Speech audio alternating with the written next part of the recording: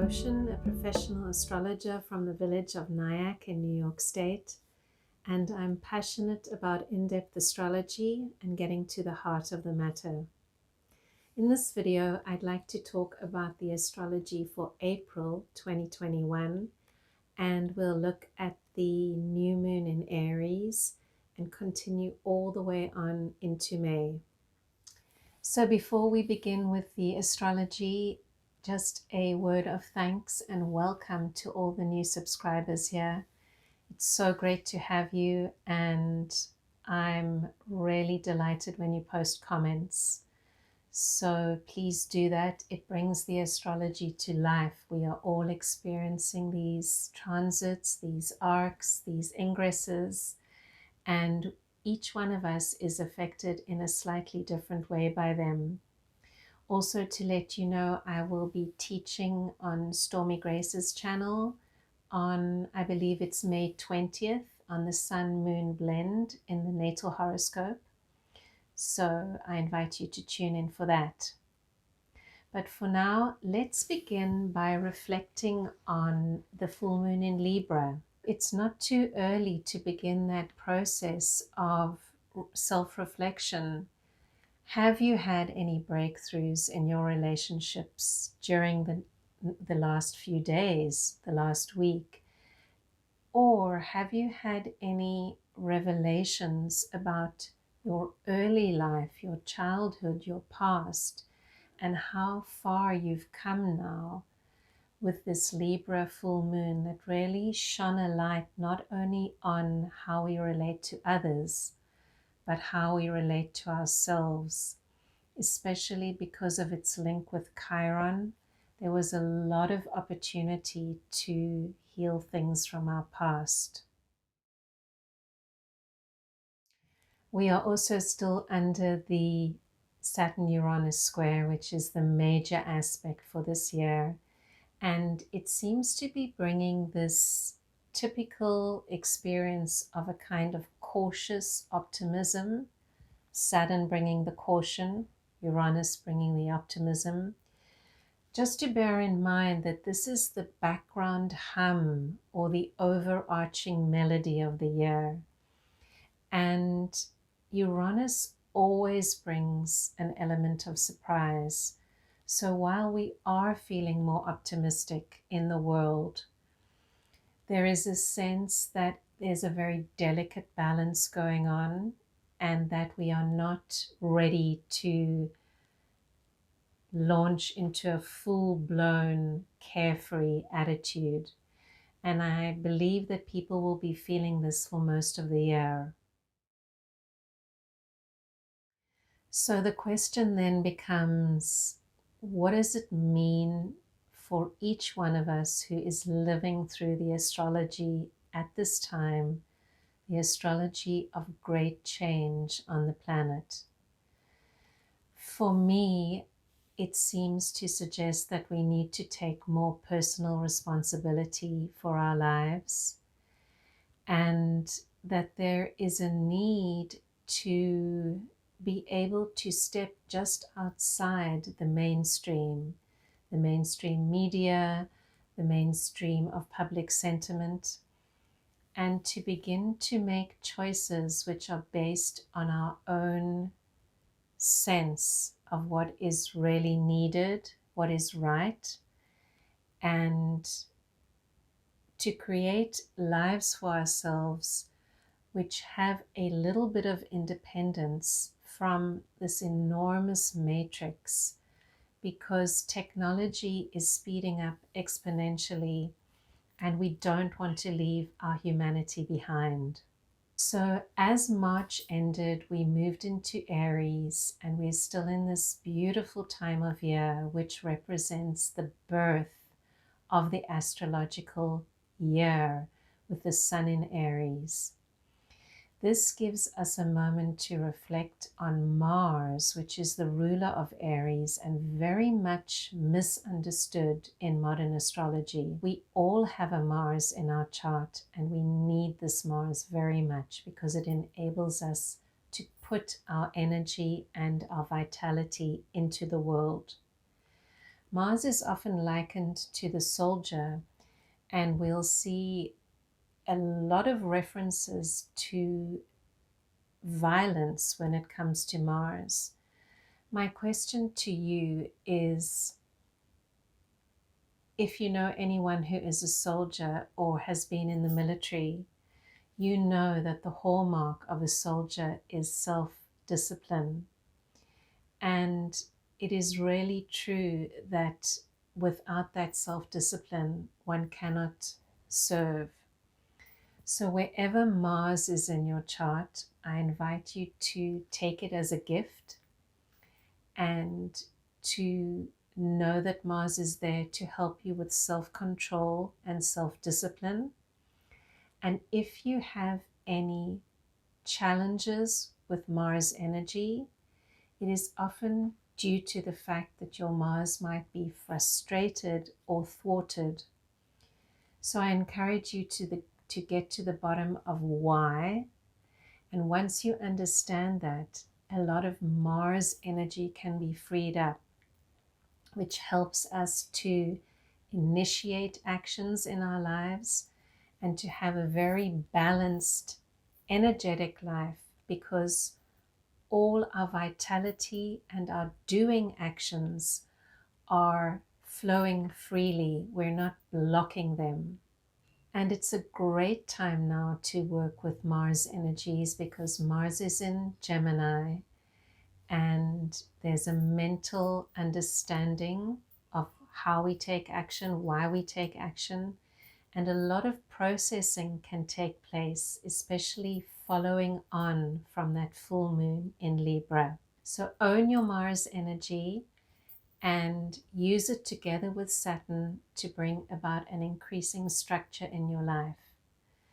There are certain things we can never escape from, and astrology also teaches us how to mindfully work with our own charts so that we can do what we came here to do. And all of our planets are in fact calling on us, especially the challenging planetary combinations, are calling on us to lead more conscious, more spiritual lives. Every challenging placement is an indication for us to own that energy, to integrate it into our lives, and to live it to the full. So one of the important periods to be aware of this month is around April 9th. We're going to have a square with Mars and Neptune, and the moon will come into the mix. And we also have Mercury linked up with Chiron. So what does this mean? For each of us, it's going to be slightly different. But there's a call here to be very clear in our communication, as well as to be aware of glamour or getting caught up in something. It might even be a disagreement with someone, or believing something that you read which is not necessarily based on fact.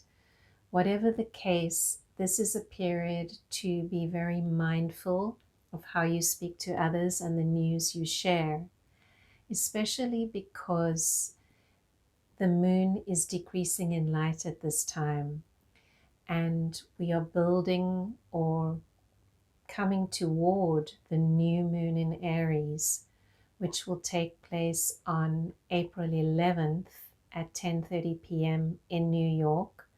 If you're in a different part of the world, you'll experience it on April 12th.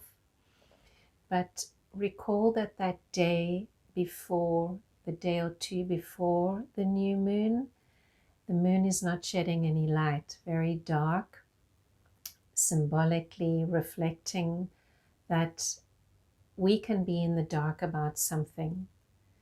So practice mindful communication at this time.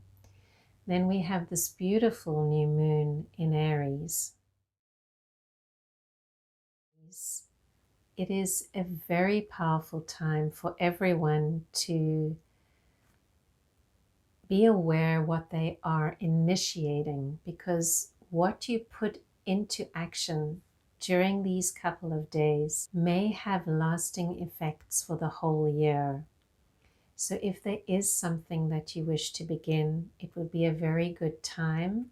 I always advise to wait at least 24 hours after the new moon in your own time zone before you actually let that initiating energy free into the world. The new moon is linked up with Pluto, so this can bring very strong desires to the surface. We might have an opportunity to see exactly what is pulling us in this life and to reflect on that. And it also can sometimes make us overdo things.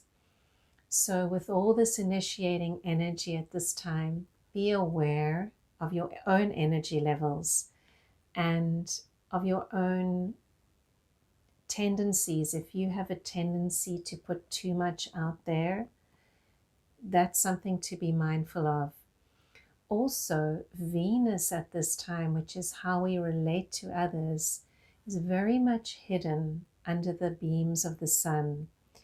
And she is waiting to be reborn as the evening star. It's a time where we are to reflect more on our desires than to act them out.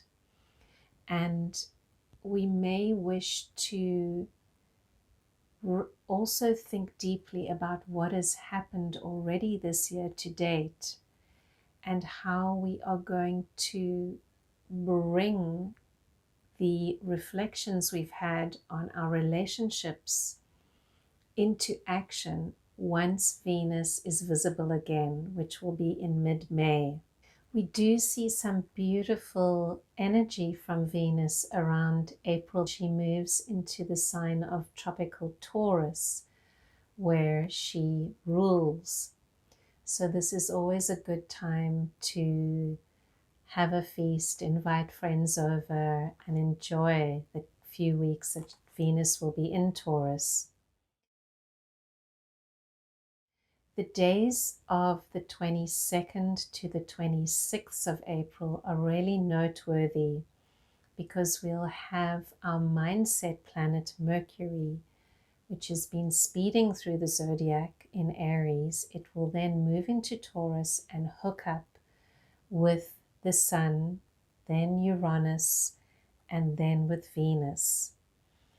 And at the same time, we will have Mars moving into Cancer.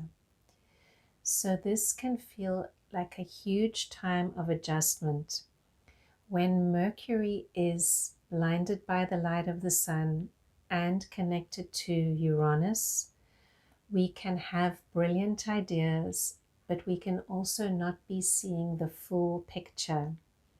So once again, a wonderful time to come up with new ideas, to be inspired, and to make plans for your future.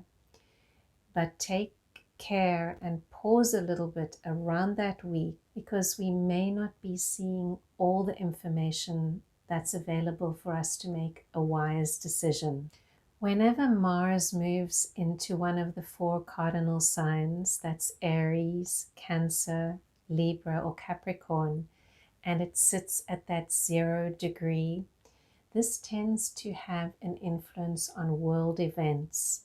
So you might also want to take note of what's going on in your greater world at that time, and also be aware of your own actions, because when there is tension in the world, the best thing that you can do as someone who is aware of energies because you follow astrology is to send out a positive vibration into the world and to not be someone that is escalating any kind of tension in your life, but rather this is a great time to take a back seat and to watch events from a distance. And we will be asked to remain calm and to keep our tensions to ourselves as the moon builds to full again. And this will take place on April 26 or 27, depending where you are in the world, and it will be at 7 degrees of Scorpio. That full moon is hooking up with Saturn, and we have the Sun about to co-join or meet up with Uranus. So this is going to be an extremely powerful full moon for the entire Earth and for each one of us, because it's activated by that current Saturn-Uranus square, which we spoke about earlier. Especially because Mars will be early on in Cancer still at around 2 degrees at that full moon. We're going to see a lot of energy build up, and afterwards a lot of energy release. So this will affect everyone, but most of all if you have an ascendant, a sun or a moon that is between 5 and 9 or so degrees of fixed signs. And we all know the fixed signs are Taurus, Leo, Scorpio, and Aquarius.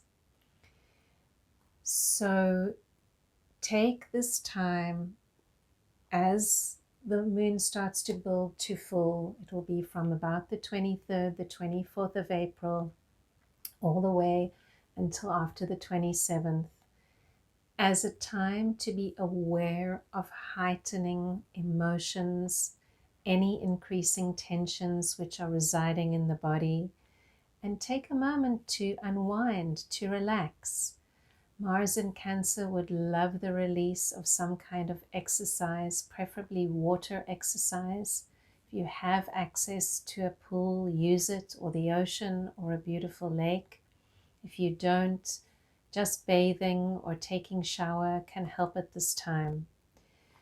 So we know that the full moon tends to pull our feelings, just like it pulls the tides, and it can become a very meaningful experience of astrology to take notes in a journal of exactly how you are feeling over the days of the full moon. I invite you to do that. It brings astrology to life. The planets are living within us, and it's a great mystery. In order to continually deepen our understanding of astrology, we need to experience it and to live it. So I invite you to enjoy this beautiful April. Until next time.